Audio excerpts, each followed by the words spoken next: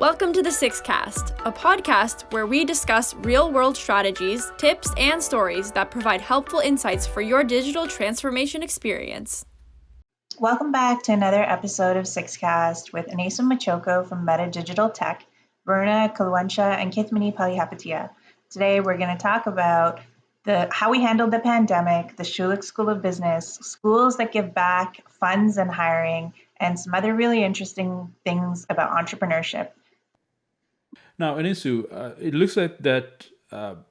What do you think about the startup climate in Toronto? You have decided to go to Silicon Valley.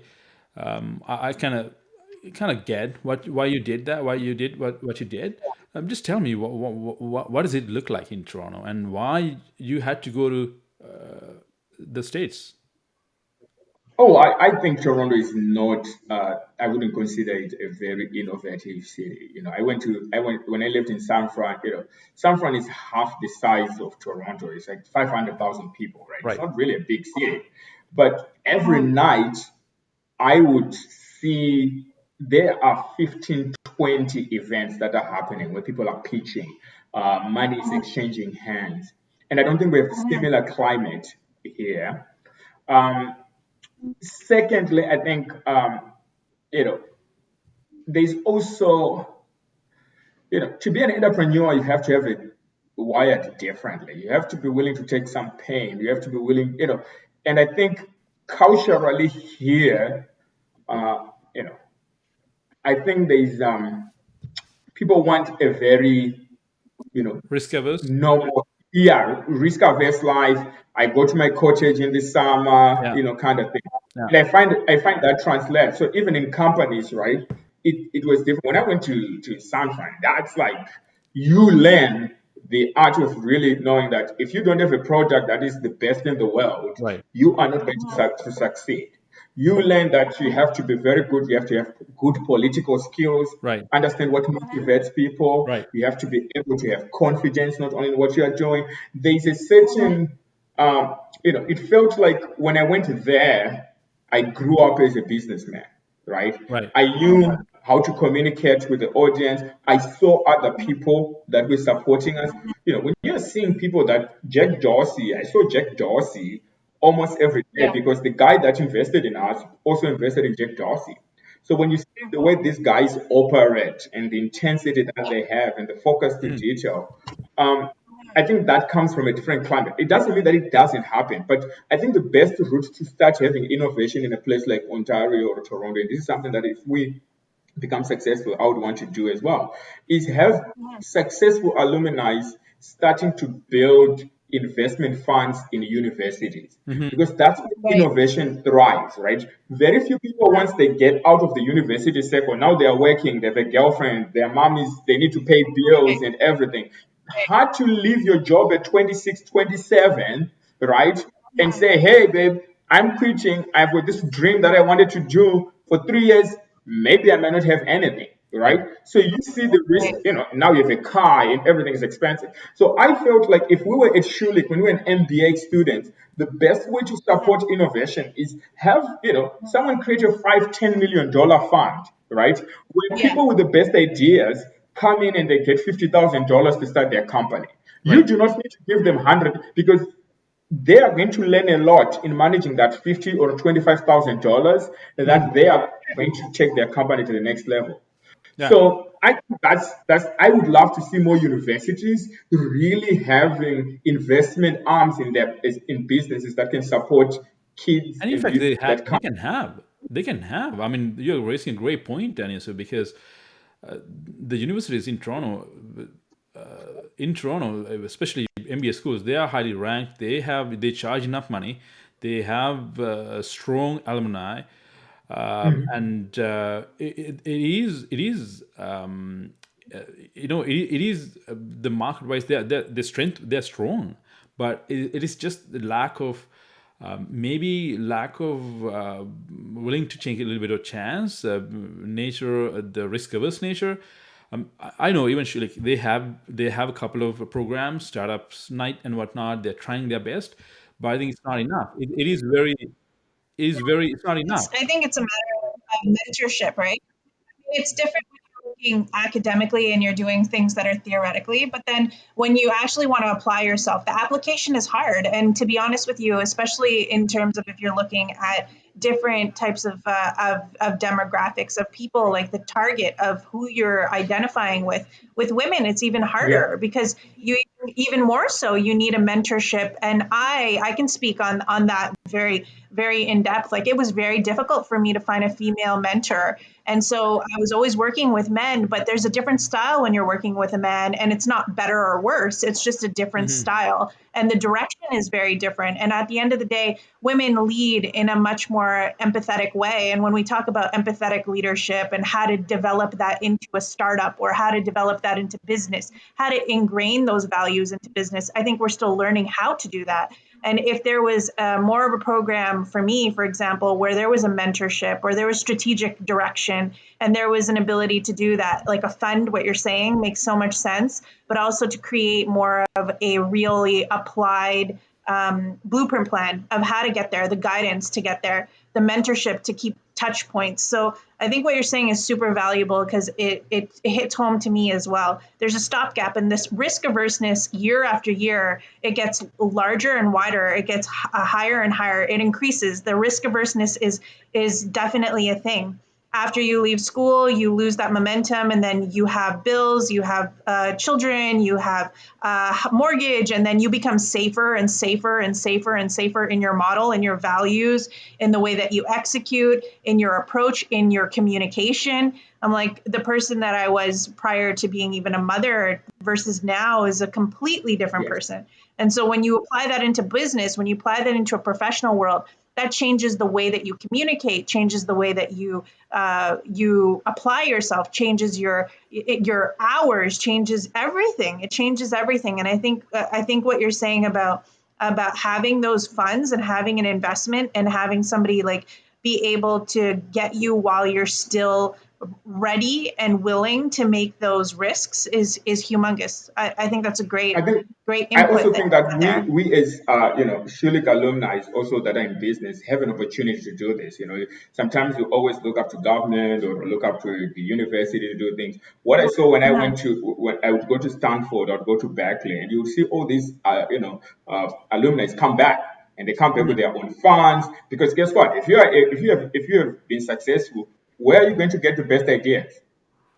University students, they always are thinking about the future in much better ways. Because if you go to work, you become basically a robot, right? I know a lot of people that I went to school with that was super smart. That now when you talk to them, you go like, oh my God, they can just think in this particular way.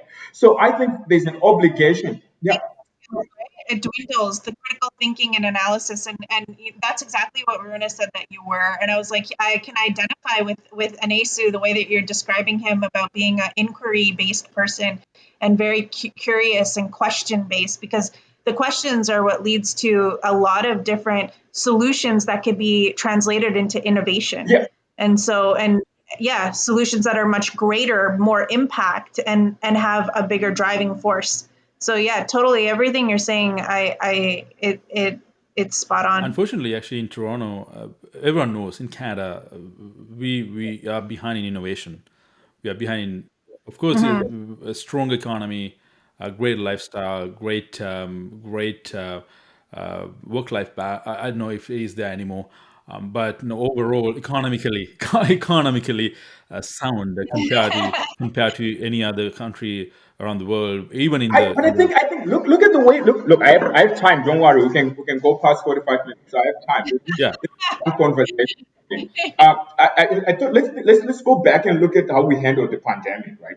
Right. Because I was just coming back from the US. The US had all the vaccines. The UK had all the vaccines. We had to go to Europe and the reason for that again is not that we don't have the smart people here who can actually manufacture vaccines, but we have a system where, as a society, we have just thought, oh, nationalized healthcare is the best way to do it. In some cases, it is, right? But we have to figure out, okay, if we have a national system, how do we incentivize healthcare, right? People that want to innovate in healthcare, so that when you innovate in healthcare, you don't have to go with your innovation to the US because you get private companies that can test your product, right? you can innovate here in Canada. The reason why our vaccines couldn't work was one, you need private clinics that are willing to do with private companies to really ramp up that very quickly, right? They have all the facilities. Here we have to go through government or mandated things. That, I'm not saying it's not a commentary on healthcare, but it's just saying we have to think outside the box, right? Out of the pandemic. How do Right. we innovate out of this? Also, I think capital and teaching people about business, about innovation is one of the best things Mhm. that should be taught people. It should almost be a mandatory class because if you have innovators, not only as founders but also as employees, you have people that are problem solvers, right? Your business Absolutely. I evolves think, and yeah, becomes better. I totally agree. I think there should be a role just for ideation. Just ideate, I all the time. Ideate, iterate, because there's a team that will take that information and turn it into solution. You don't necessarily need to have the entire skill set. You need the ideas and the functionality to produce. And then you disperse that to other team members who are technologists, who are developers, who are mathematicians, who are scientists. And then they can actually create, and as a team, that's how you collaboratively use the skills, but you need the idea first to create a framework for that. So it makes sense, like what you're saying.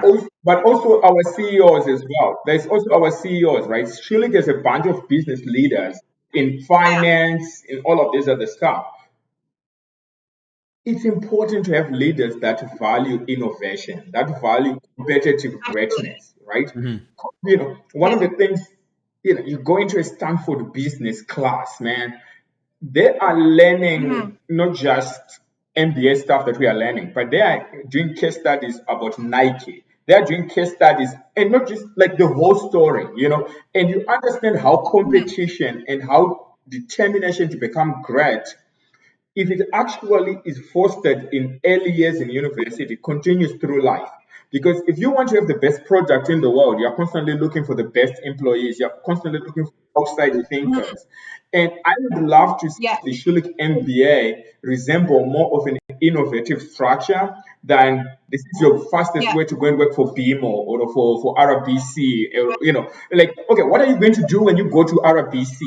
Right? That's what I'm interested in. Yeah. And say, okay, if you get that Schulich Yeah. MBA, are you going to go and innovate? Are you going to iterate? Are you going to go and after 2 years, people can look from where you hired and see $50 million, in expenditure, in profits, right? Because you thought outside the box. Right. So it sounds to me like the Schulich MBA, especially because it drives home, since we are alumni there. It has become more of, hey, I finish my MBA, I get a cushy job on Bay Street, and that's it, right? Yeah. And there's no Mhm. giving back, there's no thinking outside the box.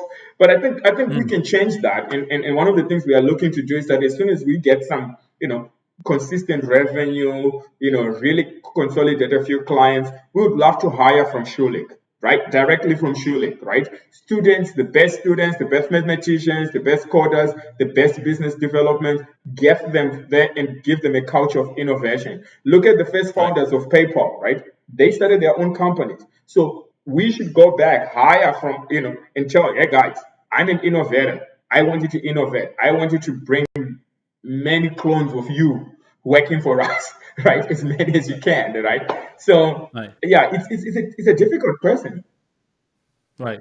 Yeah, and Anesu, do you think that ties into our social fabric and just our social cultural norms and political values? We're much more safer, much more polite on a global scale. We're seen as like very safe, very timid, very, that's the Canadian, which is a good and a bad thing, right? Where it comes from, the culture comes from a place of politeness. We're very courteous. We're seen as that when we go abroad and we travel, but is that also impressionable in our business sense? Are we too standard? Are we too cookie cutter? Because when you talk about your experience and you go to San Francisco and you're saying, I met with all these people, and there's a reason why a lot of people transition from Canada to the US. One is obviously for the revenue, and they feel that they can make more money. That's just a basic like understanding that a lot of people feel, even when they're moving for careers, they just feel like their salaries could be higher there. There's more potential, there's more visibility, they can be more global, they can be more international. And whereas in Canada, we kind of are within our own little bubble, and we stay within our own corridors, and we stay within our own backyard. And even for me, when I was thinking about how I can impact and how I can create solutions, the first thing that was told to me was like, start in your own backyard. And I'm like, but that's not, if you go to a startup in San Francisco, they're like already thinking about how do I get into an emerging market? How do I get into Africa? How do I help the people in India? How do I go to Bangladesh? And it's like, but in Canada, we're trying to be very conservative, even though we have a liberal government right now. But I feel like our values. Do you think that I could be a reason? I think the values are an important reason. I think the DNA. I think the DNA of the country, to some extent, you can argue that way. But I don't think it's an excuse for any entrepreneur because you're born in Canada, it's one of the best countries in the Yeah. world. One of the best things that I learned when I was Mm-hmm. in San Francisco was you have to be a reader of history. Go and read a lot about successful leaders, successful entrepreneurs. Yeah. Sure. Because you will learn more Yeah. about drive, persistence, competition, what Mm-hmm. it takes to become great, Yeah. right? And you can do it here in Canada, right? You can still do it here in Canada. So I think people can do that. And also, I don't think you need to be cutthroat. One of the things that I've actually learned is that when you are dealing with a lot of clients, people generally want to work with people they like, you know. So Mm-hmm.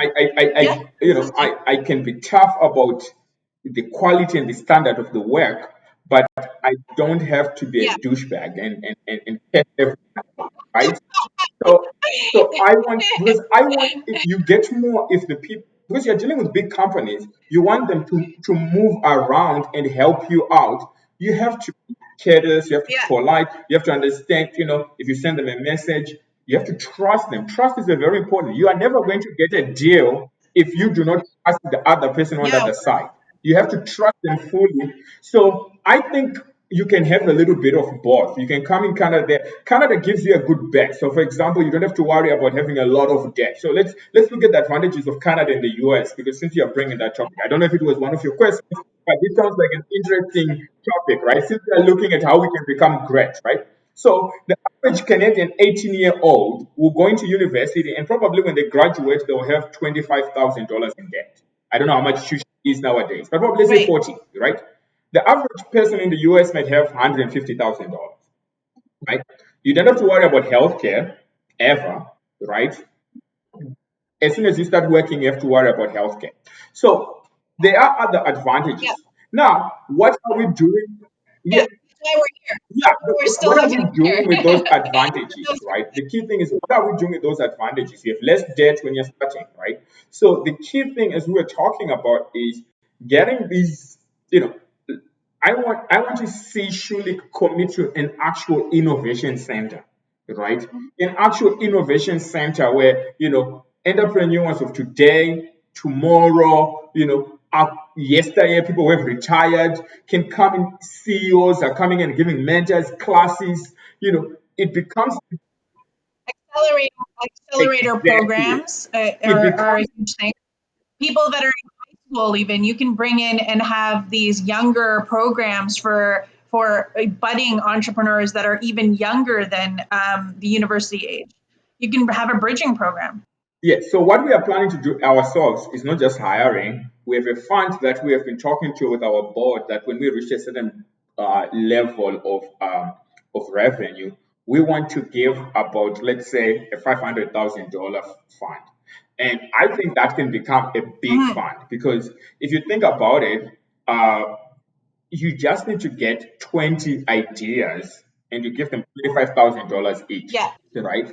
And if you are really good at getting the right people that are competitive, driven, that really understand the problem and they really want to be great entrepreneurs, you end up having the Twitters, you end up having big companies grow out of that. So I would love to see that as well. Like, how can we help? Because I want to be working with the university to want to do this sort of thing. um, I also think it's important for us to have more engagements inside the town. So us as alumni, we might just want to have a night where we have, one of the things you do is that you just have innovators, right? Who are the people that are entrepreneurs? Come for a night and mix and mingle. You'll be amazed what comes from that, right? So I think there are small things that you can do that do not have to have money. Sometimes it's just the alumni team coming and saying, "Hey, we are entrepreneurs. We think we are going somewhere, and we want to have a program where we interact with like-minded students here, right?"